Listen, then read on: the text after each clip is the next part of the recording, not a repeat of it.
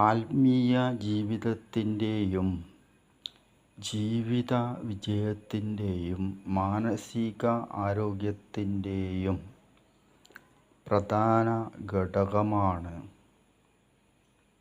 കാഴ്ച അഥവാ കാണുക എന്നത്.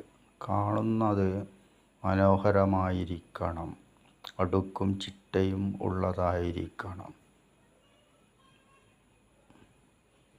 അത് തുടങ്ങേണ്ടത് നമ്മുടെ ഗൃഹത്തിലെ ബെഡ്റൂമിൽ നിന്നാണ്.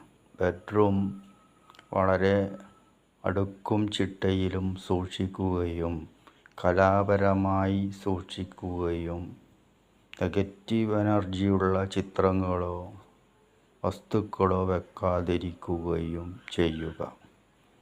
മാത്രമല്ല, ഒരു പൂക്കളുടെയോ ജഗദ്ഗുരു ശ്രീ ശങ്കരാചാര്യ സ്വാമികളുടെയോ ഒരു ഫോട്ടോ വെക്കുന്നതും ഉചിതമായിരിക്കും. അതുപോലെ തന്നെയാണ്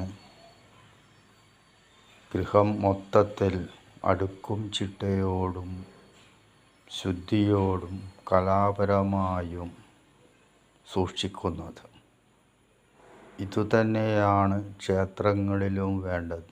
ക്ഷേത്രത്തിൽ ആത്മീയതയുടെയും ഭക്തിയുടെയും അന്തരീക്ഷം നഷ്ടപ്പെടുത്തിയാൽ ഭക്തന്